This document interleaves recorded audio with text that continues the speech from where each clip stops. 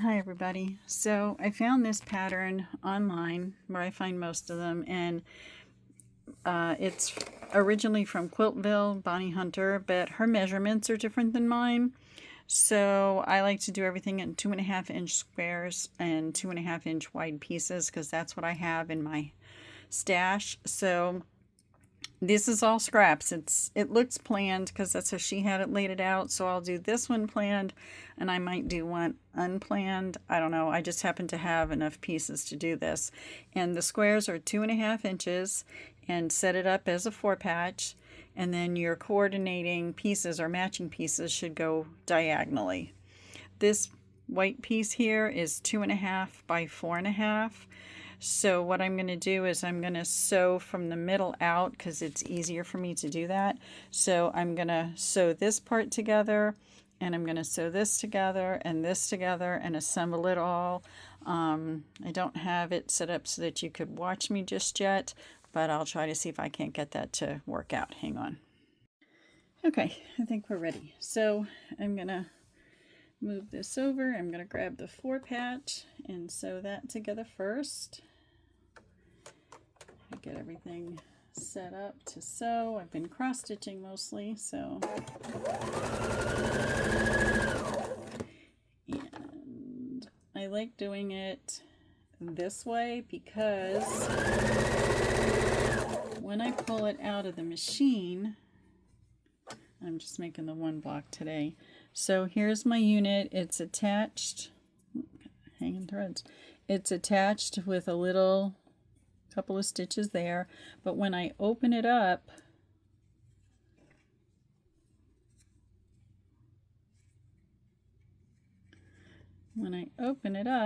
here's my 4 patch, just the way I had it laid out. I had it laid out this way, and now I don't have to waste any thread. I can just flip it, and it doesn't really matter where you flip your seams to. If you want to flip it this way, I usually follow the natural way it wants to flip. And then I'm going to sew that down. And I'm going to start sewing other pieces together. So I have a corner unit and one of the white pieces, and I'm going to sew that together. You start making little sections together, and then before you know it, you have a row. So that one, I can start pulling these out. And I have to pay attention now where this is going. So this will get sewn to this side, and I want to make sure my seam goes down. Follow whatever pattern you used.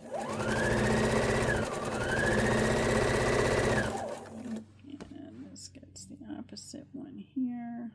And before I sew it all together,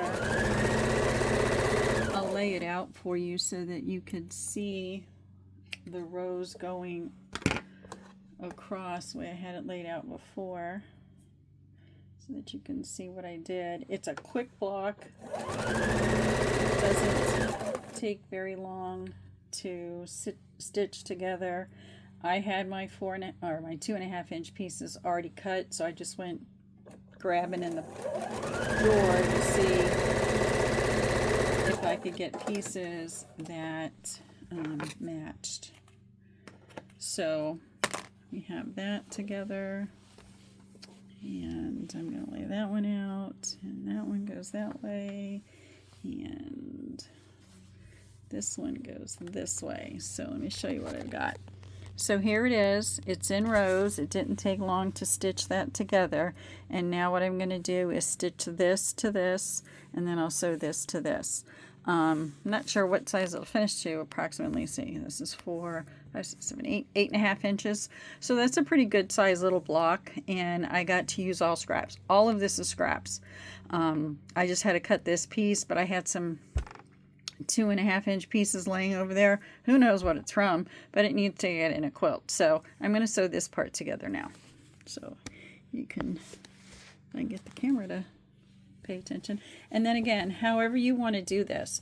But see why it didn't matter how this seam went is because there's no seam to go with here. So on this one, just because this is a white one, I'd like it to go towards the dark. So I'll press it that way, or I'm finger pressing it. Again, I don't pin.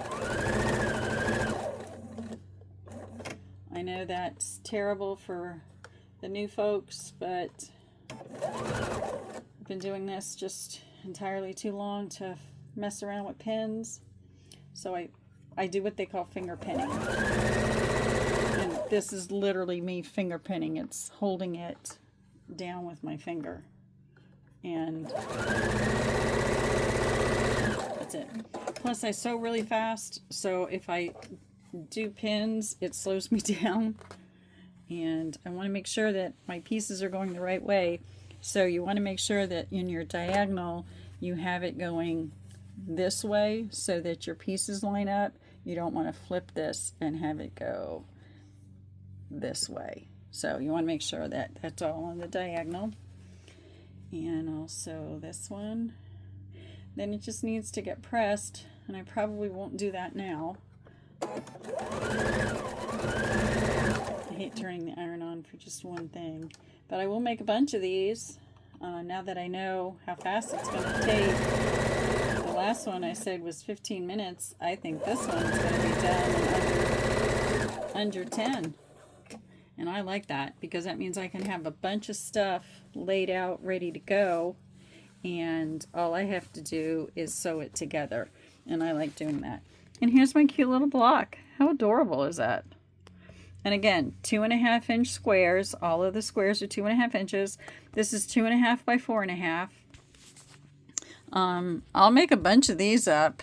This won't take long at all. And I have some pieces that I have way too much of the same pattern, and this is going to be a great way to use them. And the funny part is, this part right here, the solid, those are left over from mask days from the COVID when I was making masks. So this has been around a while. It needs to like go. And this is actually a flannel type fabric. This one is. And I don't know where I got it from. But yeah, so here we are. Here's your cute little pattern block. If you make them, let me know.